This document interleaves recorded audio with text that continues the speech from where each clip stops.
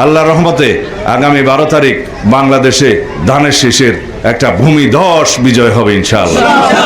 জনগণের ব্যাপক সমর্থনের মধ্য দিয়ে, জাতীয় ঐক্য সৃষ্টির মধ্য দিয়ে বাংলাদেশ জাতীয়তাবাদী দল বিএনপি এমন একটি সরকার ব্যবস্থা পরিচালনা করবে যে সরকারের মালিক হবে সকল জনগণ।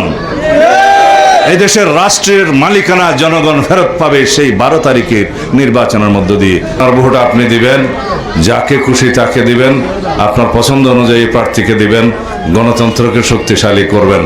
বাংলাদেশে যাতে আমাদেরকে কোনোদিন এই কথা শুনতে না হয় যে সুমনের মা জানলা খুলে সারা রাত অপেক্ষা করছে তার সন্তান কবে ফিরবে। কোনো মাকে যেন তার সন্তান হারানোর বেদনা অনুভব করতে না হয় ভবিষ্যতে। যারা গণতন্ত্রের দাবিতে সংগ্রাম করেছে তাদেরকে মর্যাদাবান করতে হবে।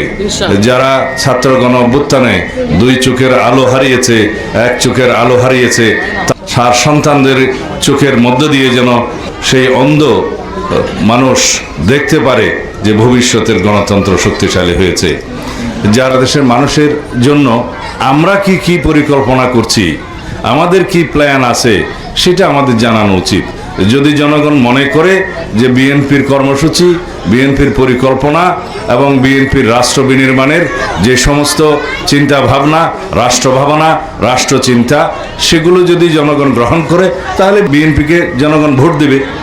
এটাই হওয়া উচিত।